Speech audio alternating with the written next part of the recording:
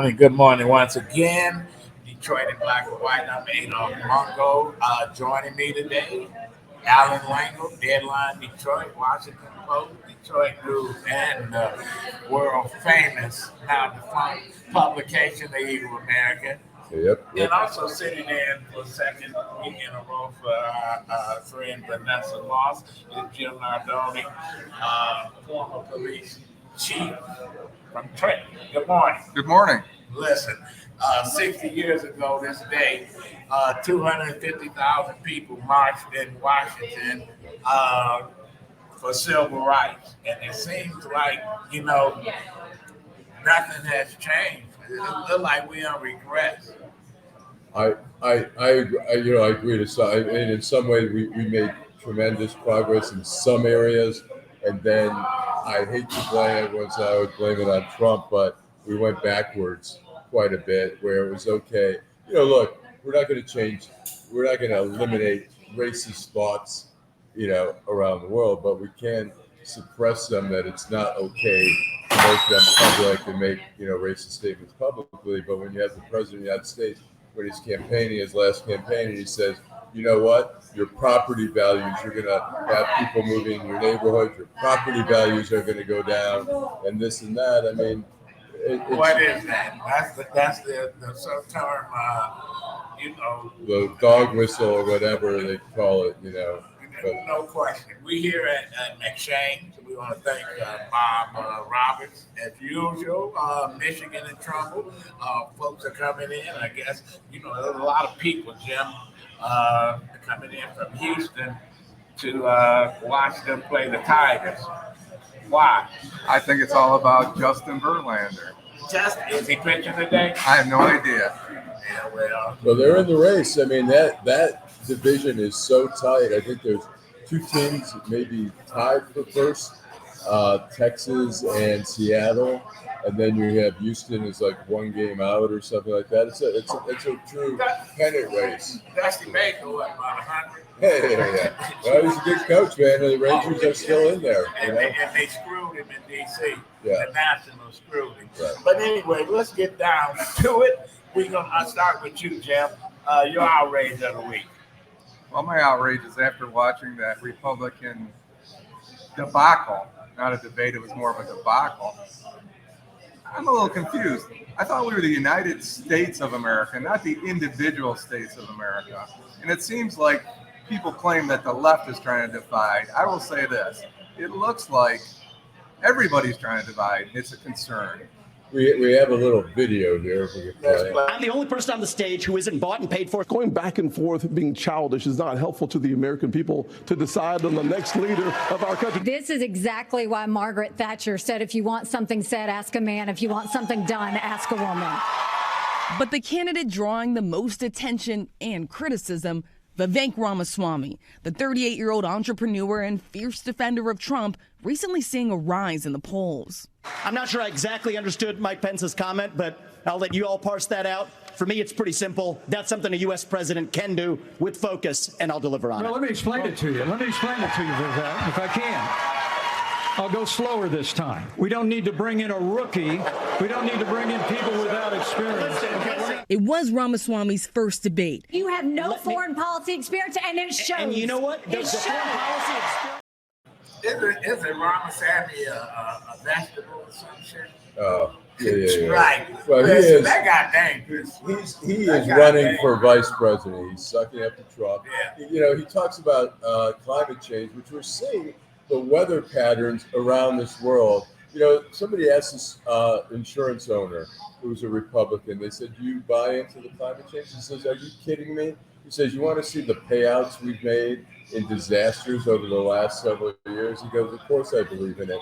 This guy says it's nonsense, and he's a typical businessman who comes in and thinks everybody's supposed to go, oh my God, he's a businessman, he's successful. We've seen Rick Snyder, who didn't do a great job. I mean, he was not a horrible person, but he didn't do a great job. We see Trump, which, people will debate this, whether he did a good job. I don't think he did. And he's a businessman. They don't want to go by the checks and balances that we have here. But this guy is just. But Lengel, Allan, y'all created this guy, and I say y'all is the media. Yeah. Oh, he's the flavor of the month. This motherfucker is a real threat. He's a Putin apologist. He want to pull support from the Ukraine. He don't like us giving money to Israel. All of a sudden, you know what? We too woke. Well, if woke is a bad word, I'm woke. There's no question. And you know, the thing is, you're right. Like many friends at the New York Times, the Washington Post, and they'll, you know, the Trump. I had one friend say that he did a Trump story. Said these Trump stories blow up in terms of traffic. He's a magnet, and when in the 2016 campaign, the Washington Post, the New York Times got their mojo back as a result of Trump. The subscriptions went up. People were interested in him because I feel like he's a danger. He's a danger to America. And, you know, here's another interesting. Chris Christie said this during the Here's the bottom line. Someone's got to stop normalizing this conduct. Okay? Now,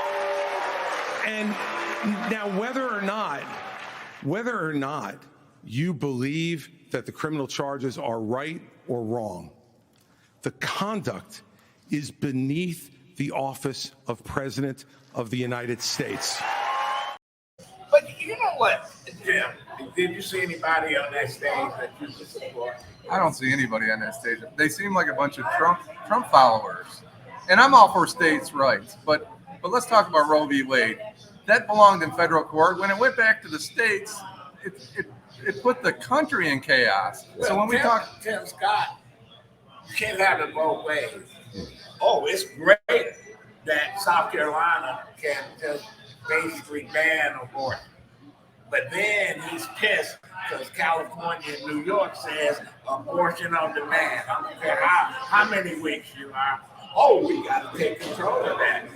Either one way or the other. they are all on the wrong side of history, and that's a problem for the Republican Party. The abortion issue is going to be another big issue here. I mean, Trump could care less what abortion is.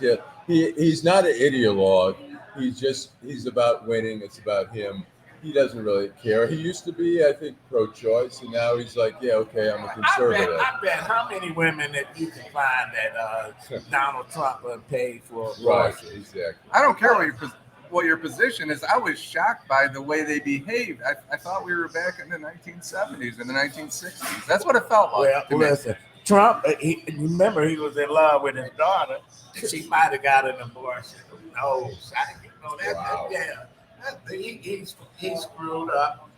But having said all this, 3 or 4 of those folks that was on doing a debate, they could beat Biden.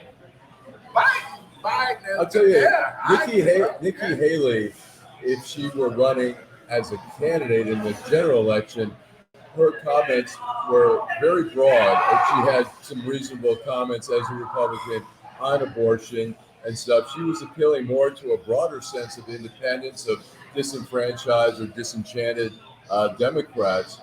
But the primary is a whole different thing. And then we saw that in 2022 here in Michigan, where Donald Trump backed the worst candidates possible. They all won the primary because Donald Trump, but they got killed in the general.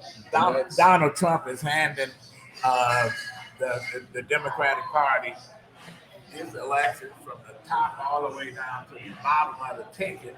Man, and these folks, it's like they're in a trance. I love Donald Trump. Sure. I love Donald Trump. Right. If you ever see the movie, what is that? Not The Exorcist, but the other one with the devil, Gregory Peck was in there, the old one. Oh, okay. You remember one of the characters say, "I belong to them," and you know what? That's what you know. They will kill for him, die for him, whatever. It's a civil war. Now everybody want to be relevant. Right. Sarah Palin came out of the political graveyard and says, "Oh, it's becoming a civil war." Jim, are we becoming a civil war, Allan? Well, you know what? It's questionable now. I think January 6th was sort of a tipping point where we thought, oh my gosh, this is the start of civil war. But I think a lot of those people are generally law-abiding people who are freaked out that they're now getting prison time. And I think that's been very impactful and a reminder that you just can't attack cops because your crazy president says go out there and do crazy things. I mean, he talks about, and we have here, he talks about January 6th here in the Tucker Carlson interview on the same night of the debate. Get indicted, every week and stay cheerful. Hillary Clinton goes crazy. Every time she talks, she says, he's not the president. Jimmy Carter said, he's not the president. Well, I am the president. Do you think we're moving towards civil war? January 6th was a very interesting day because they don't report it properly. There was love in that. There was love and unity. See, there were people wearing Camp Auschwitz sweatshirts. There were people. It's a soccer game there. There were people yelling the N-word at black officers, and that's his idea of a love-in.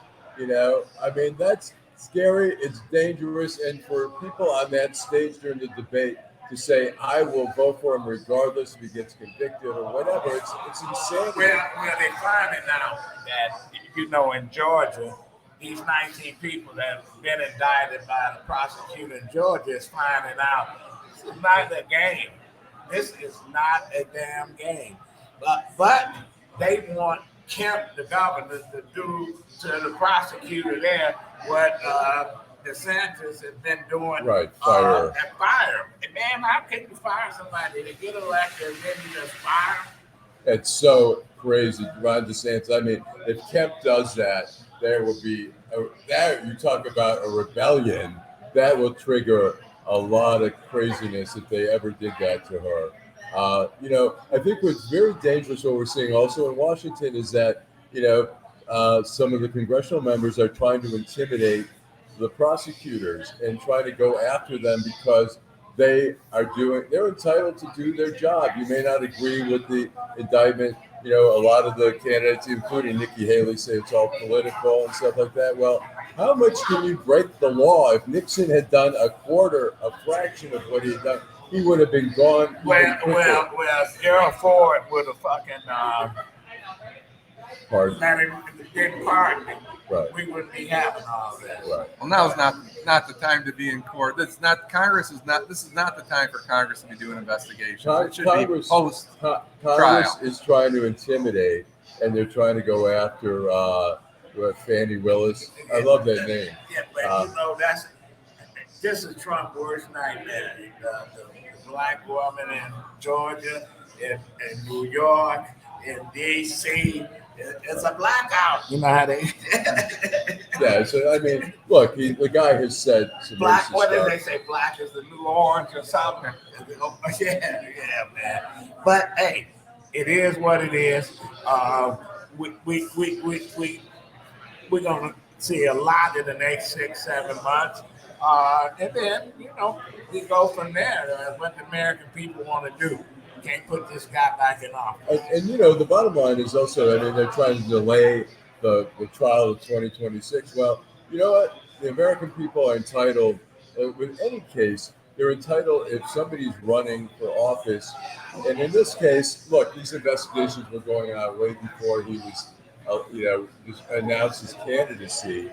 We could have every mobster in the country, every gangster say, I'm running for president. You can't touch me. Well, that's what they're going to do. We're gonna take a break. We're going to come back with our first guest, the deputy mayor of the city of Detroit. Let's go to a break. I'm Wayne County Treasurer Eric Sabree. We are living through unprecedented times. As a result, the Michigan Homeowner Assistance Fund was created. This fund, administered by the state of Michigan, is designed to help homeowners cope with pandemic-related hardships, such as delinquent property taxes. Residents may apply for up to $25,000 to help cover 2019, 2020, and 2021 tax years. Previous year's taxes must be paid in full or in a payment agreement with the Treasurer's office. Eligible homeowners must have a qualified financial hardship that occurred on or after January 21st, 2020. You must currently own and occupy your home as your primary residence and must have owned it since January 21st, 2020. To see if you qualify, please visit waynemetro.org Call 313-388-9799 or email textinfo@waynecounty.com. We're here to help. Welcome back. You hear in the background. You know what? I hate soccer. I don't even know how people get geeked up to that, but they do get geeked up. They're passionate in playing. I don't know, but I said Ted Lasso really made soccer more popular in the U.S. I don't even know who that is. Yeah. But anyway, have you watched Ted Lasso? Ever see it? Yeah, I have. I have started watching some of it. That's on Apple TV, right? Right. Exactly. Yeah. So I haven't finished all the episodes. Yeah. He's running for state rep. Well, anyway, Deputy Mayor. Yes, sir. Todd Bettison. How you doing? I feel great. I'm glad to be here this morning. I tell you, one of my late co-hosts, Brenda Hill, and she can beat up on folks, but she always sang your praises, man. She had you on speed dial. Brenda had me on speed dial. I had her on speed dial, so she would call me, I would call her, and so we would come to each other's rescue. Brenda was a phenomenal just advocate for everybody. And one thing I'd like to say about Brenda was the only person that never called and asked me for anything for herself. It was always for somebody else. So if Brenda was advocating, it was never for Brenda. It was always for other people. Well, that's good. And she was an unselfish person and gave a lot. You're gonna be missing her. Yeah. No question. Tell our audience what's happening with the city. Oh my God, man. So just very excited. This is my year and a half basically being in the role as deputy mayor. And so right now, one of the signature programs that I have that we've rolled out and some of the things that I brought to the mayor's office is called, the acronym is CVI, and that's Community Violence Intervention. And so you'll hear a lot more about it in Detroit, but it's not a new concept, but it's really about preventing violence, but from a community lens of prevention, putting it in the community's hands. And so we've invested in police, and I come from a police background. I did 27 years with the Detroit Police Department. So we've invested in giving officers raises. We've invested in technology. But we also, some of our core groups like the Jafari Brents, the Brenda Hills, and other folks say, what are you going to do to help the people? And so, you think about Detroit 300, you think about New Era, you think about a lot of those groups that you've seen standing with the chief saying that we called on to help keep peace in the streets of Detroit. And whether it was out there looking for a suspect or just from a preventative lens, mediating conflict, they said, well, we've been doing it for free. Why don't y'all invest in us? And so with the American Rescue Plan Act money, it gave us an opportunity to be able to invest in that, because we know with the pandemic, we saw a spike in violence across the country. Right. You come from the police department, and it's a frustration. We're residents of Detroit, and obviously, some parts of the city, Corktown, have really blossomed, Midtown, downtown. And you always hear, if you ride down the east side, you go down Mac, whatever, go down Grand River on the west side, there's still a lot that needs to be done. It seems overwhelming. How do you please everyone around the city and try to address it, like the crime issue and stuff like that? I'll say it like this. It's an old thing, analogy. How do you eat an elephant, right? One bite at a time. And so you have to start somewhere.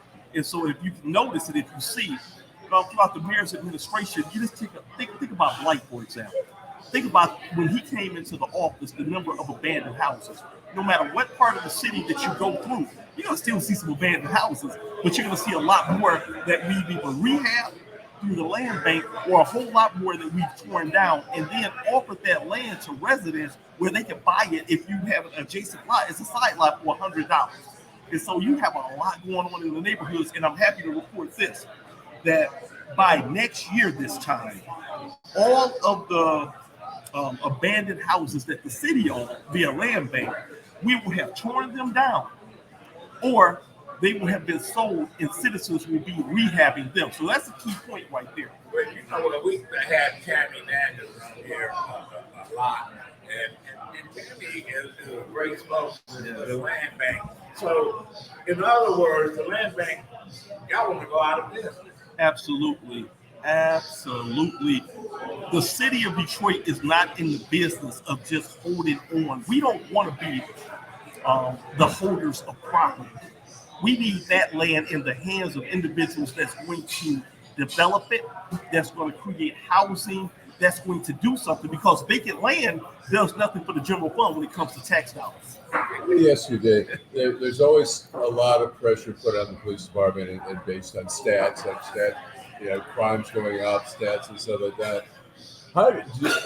It always seems to me there's too much pressure put on just the police department. How is like the overall view of dealing with education, economics and stuff like that, which all feed in? How do you see that as all feeding into the crime issue here in the city? It's an ecosystem. It's holistic. You think about, the human body, right? It all functions as a system. And so everybody has to get on board, put the egos aside, work together to be able to address the root causes. Now, egos are always how do we do that? Right. But we do have folks in the city of Detroit to step it up. And so you will hear, whether it's from our grassroots and other individuals, chanting the mantra, One Detroit. I just left a press conference yesterday with New Era, one of the CBI groups that we invested in. And I'm not talking about small money. We're talking about that these 6 groups in the city of Detroit, each one of them won annually a base of at least $700,000. At least $700,000. And we tied in a performance bonus as well. Okay, so, folks, I worked Coleman Young back in the day, and people, the former mayor said, in order to make this a world-class city, somebody got to tackle the issue of the school district. I'm an advocate of the city should at least have some say in our run. We go from 200,000 students to what, 30,000? How can you attract, newcomers that have kids, and you say, well, send them to DPS, and they looking at you like crazy. You know what? You're a straight shooter. You go right to it. And so 2 of the biggest challenges in the city of Detroit really is crime, which is a direct responsibility of the mayor's office. Now, the school district is separate. We know that falls up under the state. It's the superintendent. But to your point, I do agree. The city does. This is Todd Bettison speaking. So I'm not speaking for the mayor. I'm speaking for Todd Bettison, with just being a longtime resident. And my mother was she's a retired school teacher. She did 38 years. So I definitely. Where at? She taught elementary, and so she retired from under Irma Henderson over there on West Chicago. Okay. Yeah, so she taught on the east and on the west. But to that point, she complained about that all the time. Folks are going to make decisions based off of education and safety about where they're going to live. So I agree with you on that point. There's no question, because when there was abandoned houses, like on the east side used to be Grant School, and my wife was teaching there, teaching kindergarten at the time. And I go back to DPW and say they need to do something. They tear down the house. Next month, it's been like another house pop up. Man, it was never ending around that, man. People start moving their kids out of the school system. Our kids are there. Our kids are in Macomb County, Oakland County, Wayne County school districts.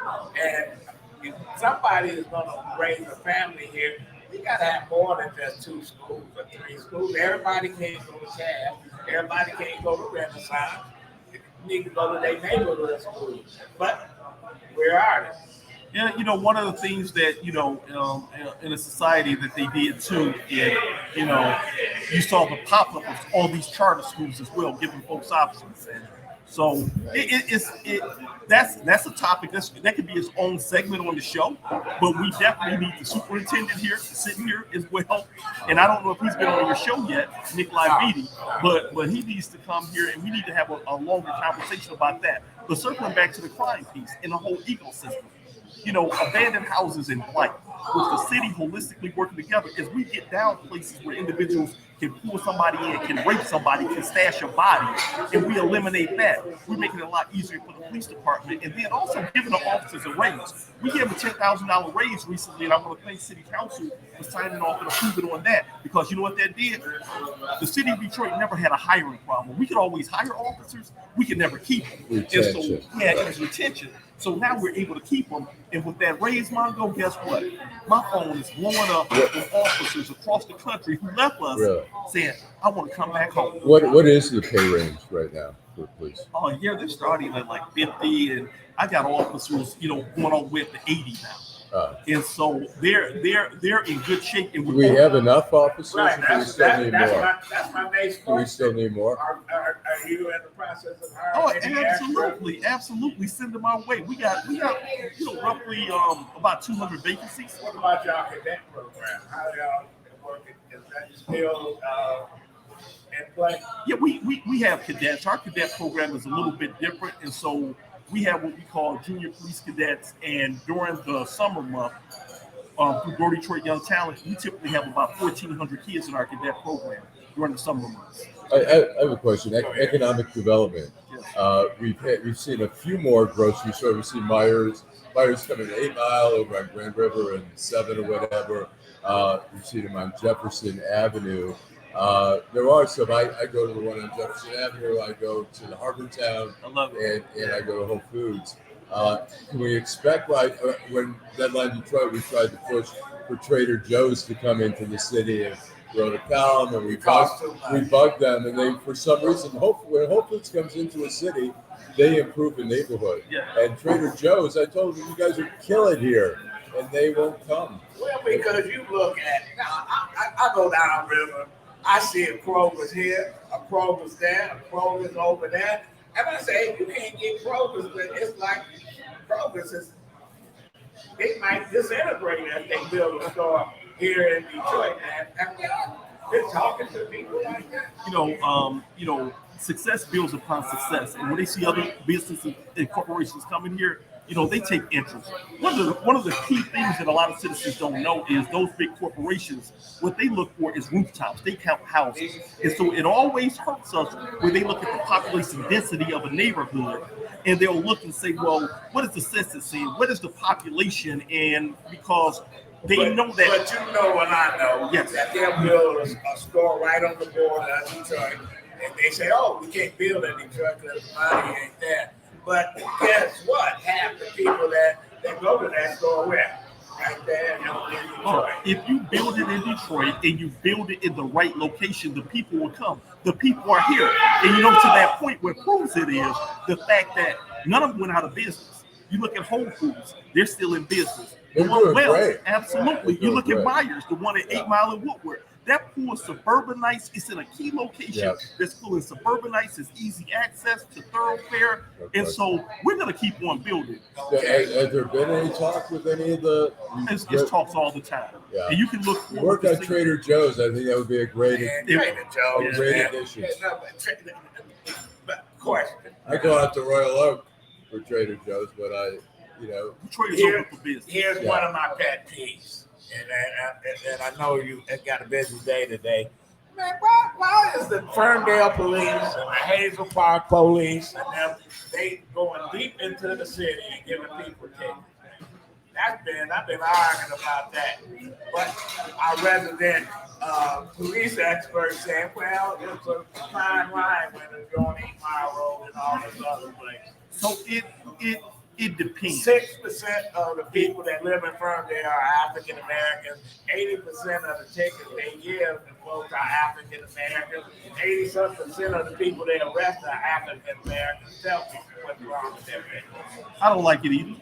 It doesn't seem right. And so I'm always going to be a straight shooter, right? And so if you look at a city and their population is 90%, other than African American. But if you go to that courthouse and the courtroom and you got 90% of the people sitting in court who getting tickets who African American, we got a real problem with that. And so that's the problem. And so that's where it's so important to hold these other entities accountable, shine the spotlight on it, and then ensure that they got body cameras. Because Detroit Police Department, we've been way ahead of the game. Now, I'm not saying that it's always been the best. And throughout my career, It was a federal consent decree that drug us along, kicking and screaming, and it did some great things because the cameras, that body camera shows everybody what's happening, and you get a chance to hear and see what's going on. You feel like we hold tight. All right. We'll take a break, and we come back. We'll wrap it. I'm Wayne County Treasurer Eric Sabri. We are living through unprecedented times. As a result, the Michigan Homeowner Assistance Fund was created. This fund, administered by the state of Michigan, is designed to help homeowners cope with pandemic-related hardships, such as delinquent property taxes. Residents may apply for up to $25,000 to help cover 2019, 2020, and 2021 tax years. Previous year's taxes must be paid in full or in a payment agreement with the Treasurer's office. Eligible homeowners must have a qualified financial hardship that occurred on or after January 21st, 2020. You must currently own and occupy your home as your primary residence and must have owned it since January 21st, 2020. To see if you qualify, please visit waynemetro.org, call 313-388-9799, or email taxinfo@waynecounty.com. We're here to help. Okay, we're back. You had a question. I was saying, Detroit's been so fortunate, knock on wood, in terms of like shootings of or traffic stops and stuff like that. Has Detroit done anything different in terms of de-escalating confrontations? Has there been a lot of training with officers on that? Detroit has not been quick to shoot. It's a level of trust that we have with our community. The body cameras help out a whole lot because we're going to put that body cam out so everybody can see. Right. And so if you go back and you look at the history, we train our officers, it's just a real difference when you have officers that are from the community and that are not afraid of the community. So that makes a real difference. I look at some of the stuff that happen around the country, and I just see officers that really are afraid of some of the community, and they're a little bit too happy with the trigger, too fast. I don't see that in the city of Detroit. Never saw it during my 27-year career. Okay, and we wrap this up. What can we look forward to in the coming of the next year, political-wise, quickly? You know what? The mayor surprised everybody when he made you the deputy mayor. The mayor surprised me when he made me deputy mayor, and so I asked the mayor, I'm like, hey, I'm over here enjoying the good life, hanging out with Chief White in the Detroit Police Department. But he said, hey, man, Todd, you get stuff done. You've been out here, you're part of the community, and you just want to get stuff done. And being political is being responsible. I've always been responsible, and I didn't change my cell phone number when I became deputy mayor. So everybody who could call me can still get me. I have a question. The difference between deputy mayor and chief of staff. I always wonder, is there just you divvy up roles or? The chief of staff runs the office. Okay. I'm out here. I'm a tiebreaker in the office. I got departments that I run, and I'm the real number 2 of the city of Detroit. I get it. Okay, last question. Your mayor decide not to run. You gonna get involved? I'm focusing right now. I'm focusing on being. I know. That as soon as the mayor announced I was deputy mayor, I got that same question. And so the thing about it is, man, I'm just focusing on being the best deputy mayor that they've ever had. That's my goal. Okay. I want to make sure that I'm serving the citizens and that we get stuff done. And if the people demand it, if you say, we have another conversation. Okay. Well, Todd Bettison, deputy mayor, you got to come back, bro.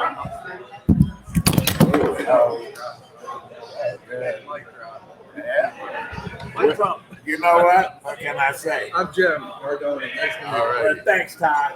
Thanks so much. You. Appreciate it. Thank you, Jim.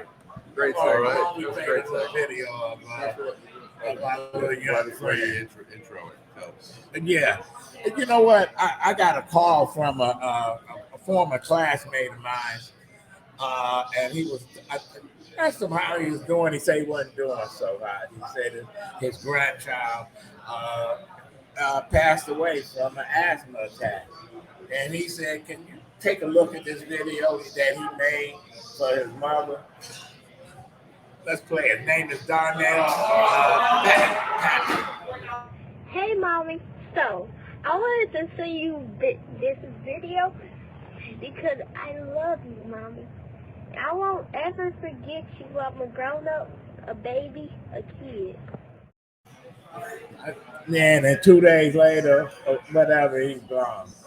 He died of asthma. I had a severe asthma attack. They got a GoFundMe. Right. Yeah, man. I tell you. It's hard to imagine a tragedy like that. It's hard to we take a lot of stuff for granted. So I wanted to play that for Nate Smalls. You remember Nate? Right. Yeah. Nate and his brother Ted Small. Yeah. They were actually, they were really pioneers. I mean, we were in Oak Park. It was all white except for the Smalls family. Yeah. It was the first family. I think father was a doctor, and they came to our school. I mean, it was totally cool. I mean, I don't think they ever had any problems. No, y'all had problems with the township kids. The ones that would bust in.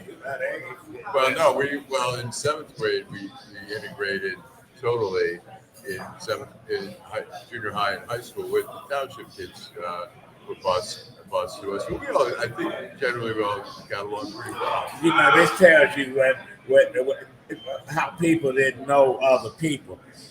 When I was in the 7th, 8th grade, they wanted me to talk to the incoming students in junior high about the shop program. No more than I knew anything about shop. I could make a salt and pepper shake. Well, they said, "Oh yeah, he know how to. He can build stuff. I can build shit." But we always tell the story that Adolph and I had the same social studies class, Mrs. Turner. I had first hour, and we had a 50 true and false test. And so at the end of the class, Mrs. Turner says, "Look, the answers are all true." After we hand in our paper, and she says, "But don't tell any other of the classes because I'm going to use the same test." So I see Adolph in the hallway, and I go, "All true." I say it's a setup. And Adolph's like, "Do I trust this white boy?" No, yeah, I did trust him. I put 3 wrong. I had the highest score. But anyway, that's the way it is, man. I tell you.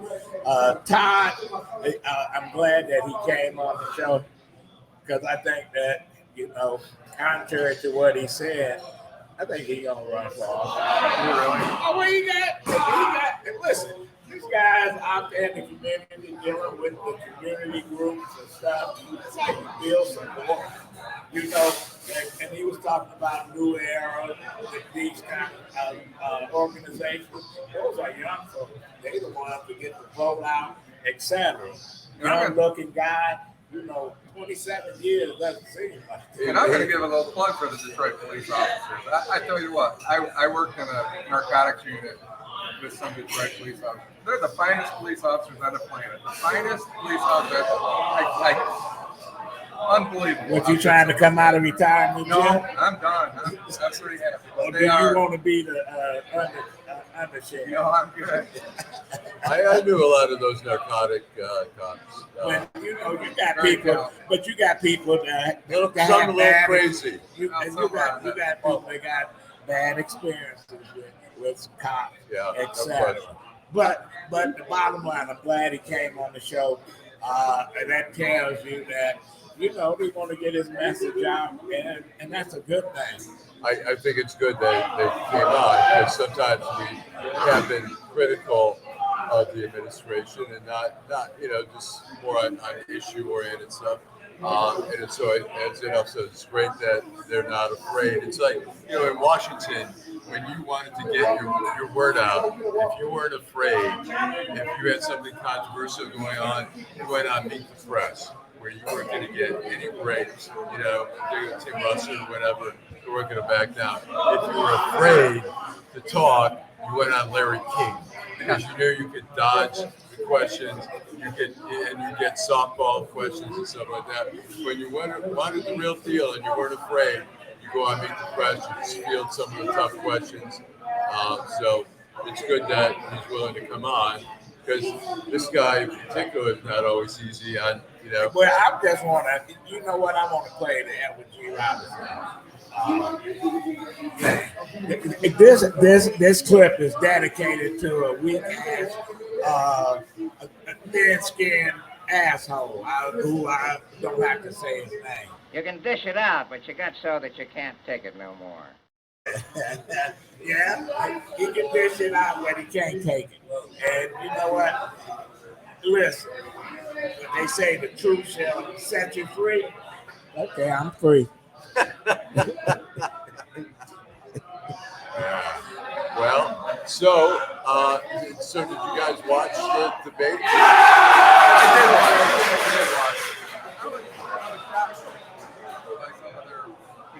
Was that Pele? Was that Pele? Anyway, yeah, I watched the debate. It was a waste of time. I mean, it's interesting because, as they say, you know, Donald Trump sitting back, he's leading 50 points or whatever. I mean, he's dominant there, and I don't know. It's so, to me, amazing. He has become really a cult figure in our country that people don't care. You know, it used to be you debate and people go, well, blah, blah, blah. And then you say, well, what about this, and that? And they go, I don't care. I want him. You know, look, Biden's not the strongest candidate against, and somebody like, who knows, Nikki Haley might be able to. But Biden, you know what? The Democrats not packing to him, right? There's no question. He's done some pretty good things. There's some things he hasn't done. I think to stay the course is the strategy for the Democrats. I guess the question to both of you, are people going to gravitate to Nikki Haley? My problem with Nikki Haley, just briefly, is that she had a test for president. I thought the people had the opportunity to decide who was president. And then she keeps saying he's not going to live out his term and shit. And You're talking about Biden. Oh. Yeah. She can walk out down the street right now and get hit by a fucking car. Right. You never know when your time is up. Your time is up. But she's like Miss Cleo. You know, remember Miss Cleo? Yeah. Read the palm. The Ouija board. Yeah. But you know what? I mean, it's interesting. At this current moment, none of them have a chance against Trump. If Trump, for some reason, gets pushed aside, and I don't know how that's going to happen, even upon a conviction, he certainly wouldn't be sentenced. Not likely he'd be sentenced before the election. I mean, if he gets tried, and you know, the case, Jack Smith wants to do the case in D.C. in January, it can be done conceivably by February, early March. Usually sentencing takes 3-4 months. You know, they do sentencing, resentencing reports, all that. But as it gets closer to the election, they may say, well, we may wait till afterwards. But I think the American people have to know what they're getting. They know what they get. 70 million people voted for Donald Trump. Well, you have some experience in the federal court system, and you'll be talking to a guest here shortly. He could serve another term before his conviction comes through. The way the federal system works, it could be 5 years. I mean, he could. I wouldn't say, I would say he'd serve a whole. I mean, look, he can delay sentencing a little bit, and then he can appeal, and then that becomes a question. Look, when Kwame got sentenced, I was shocked because having covered for decades federal court, usually like white collar criminals, they get to report. Like Chief Hart, he reported like probably a month later he got on a plane. Nancy Edmonds had a hard on for them. She didn't like Kwame. There's no question about it. She locked him up. You're not going anywhere. He got, she sentenced him to 28 years, and then I was shocked. The marshals came and she said he's not going anywhere. They handcuffed him and took him away, and I was like, wow, I have not seen that, because I've seen so many cases where people get, like I said, Chief Hart. They let that guy in D.C. He on the run, the Proud Boy.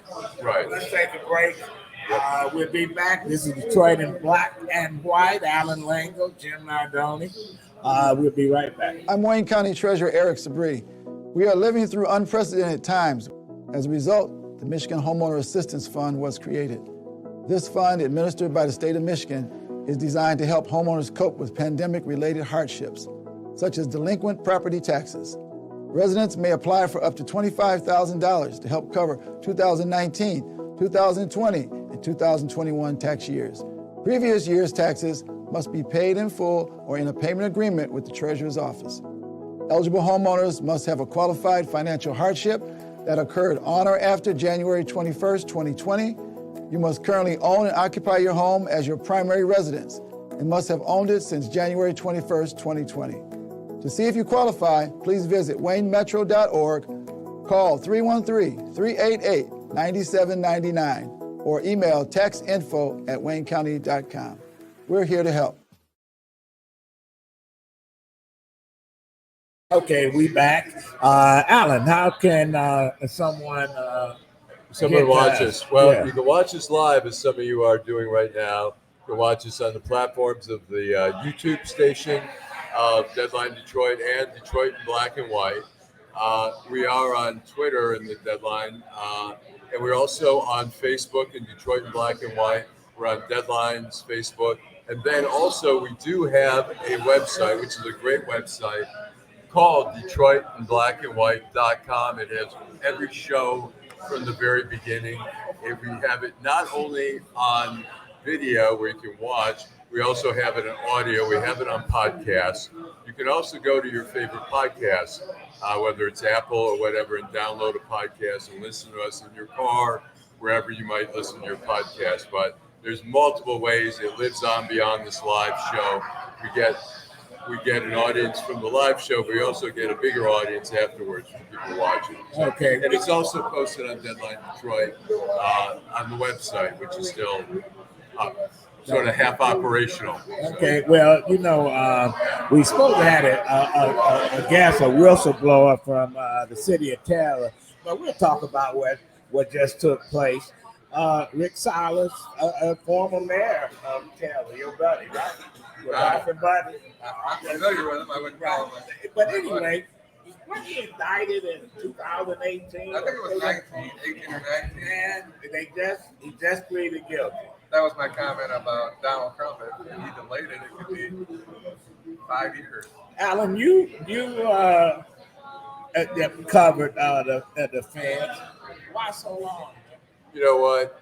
It's amazing how long it takes to put together a case. They're very meticulous and sometimes very slow. And sometimes what happens is in a grand jury, you have some important witnesses you need to track down. You can't find them. They don't want to cooperate. Sometimes they put pressure on them. These things take a long time. And look, the feds have a pretty good record, but not a perfect record. They've lost some big cases before. They've lost a case where Feiger and Van Johnson were on Carl Merlinga. Yeah. They have lost some big cases, so they try to take, and 2 years investigation is not unusual for the feds. They lost that case where they arrested all those bikers. And Victoria Roberts said, no. The Wolverine, I saw when I was at the Detroit News, the Wolverine golf course, they indicted a bunch of suspected organized crime figures. They had maybe 140 counts. There were probably about 8 defendants. And I was in court when they read the verdict, and 140 not guilty, and you see the prosecutor kind of slipping down like that. So it's not unusual. I mean, we see with Fani Willis, everyone was like, what took her so long? She had a monster of an indictment, 19 people. Look, if she had just indicted Donald Trump, she could have probably done it in a year ago. But she wanted to get the whole enchilada, as they say.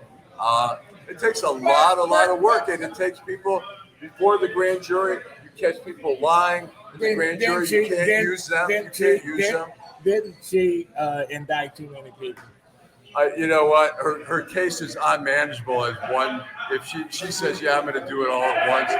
The most I've seen, I think that the Chamber brothers, here in Detroit where they probably had, and I'm just guessing from remembering, I covered the trial, maybe 10 defendants, and it's a chore. But when you have 19, that's insanity. I mean, first of all, some are going to plead, some are going to cooperate. Not all of them are going to go to trial. Some are going to work out something. Some are going to ask to sever their case and not be part of that all. And what you see sometimes is you have some attorneys who start attacking the other clients, and there's fights that go on. I mean, you have to coordinate and say, look, when you cross-examine this person, don't throw my client under the bus, and that happens.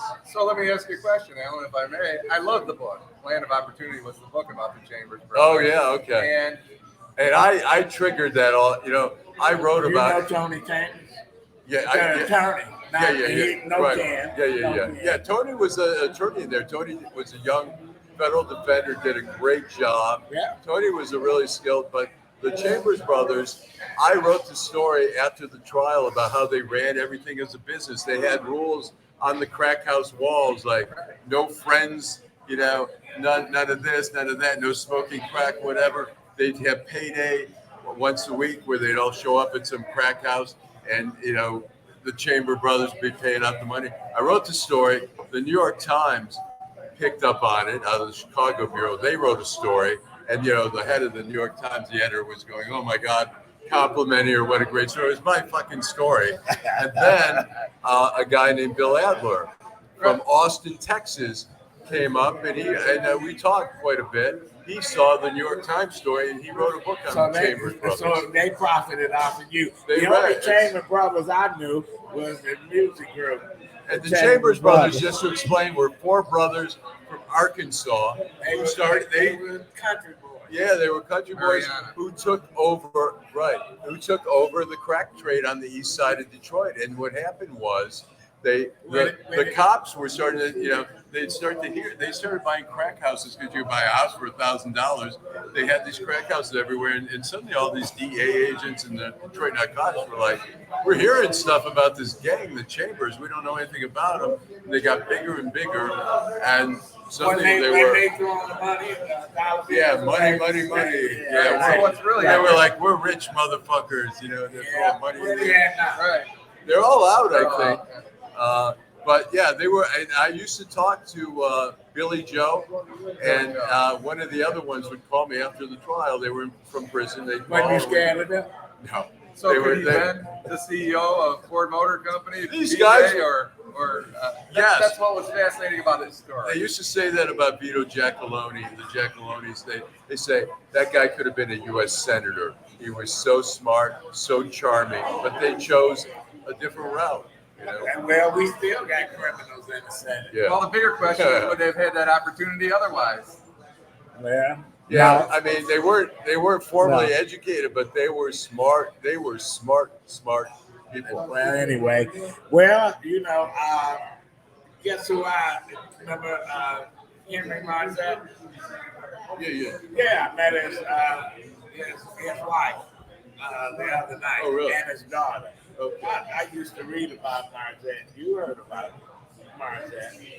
I guess they were working on a documentary. He was a decorated Detroit cop turned drug kingpin. It happens. In D.C., we worked on a crooked cop. He was getting paid. He would tip off whenever there were raids going to happen.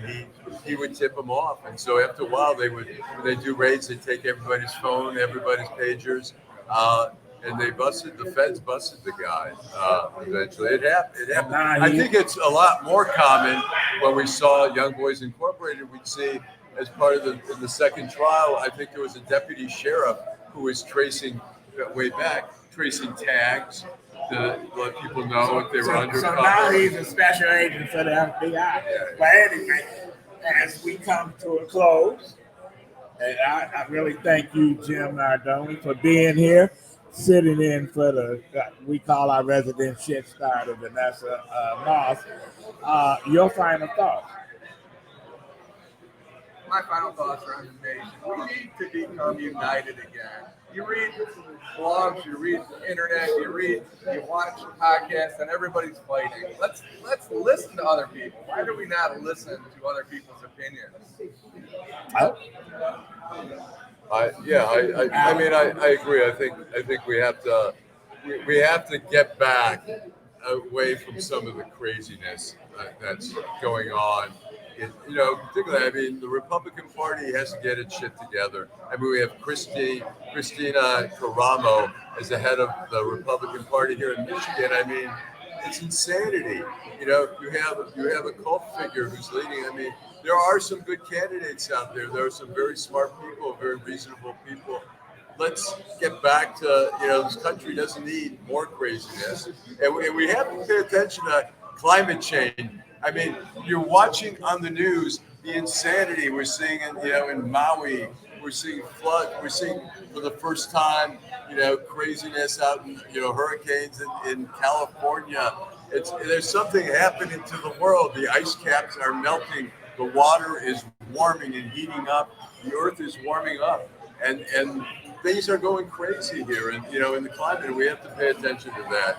You can't have a guy, like candidates. You in your head, Allan. No. I'm not saying him. The young gentleman I can never, the Indian. Who says climate change is a hoax? We can't. It's no hoax. It's like COVID. Ask the 250 people that died in Phoenix, Arizona because of heat. It's not a hoax. And I say that the Democrats better not take this shit for granted, because they'll wake up and find that Donald Trump will be elected again. And Donald Trump is so deranged that he would probably say, you know what, I'm not ever leaving. You're gonna have to just take me out.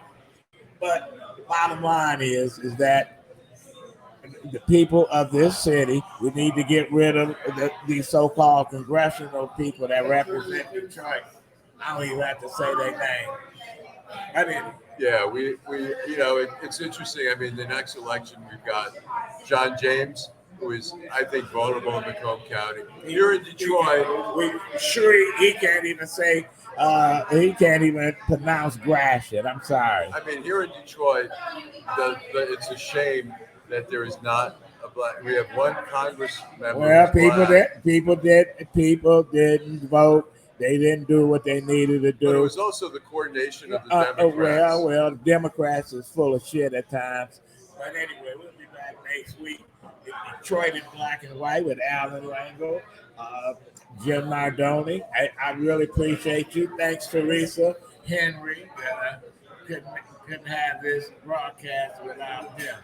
Yep, absolutely. All right, we'll see everyone. And thanks, Bob Roberts from McShane's. Right. And next week we've got the Jazz Fest. Yes. And the Labor Day Parade is back, I think, maybe for the first time. Since we're gonna have John Coltrane, Cannonball Adderley, we're gonna have all the people, Billie Holiday. Yeah, live here at McShane. All right. See you next week.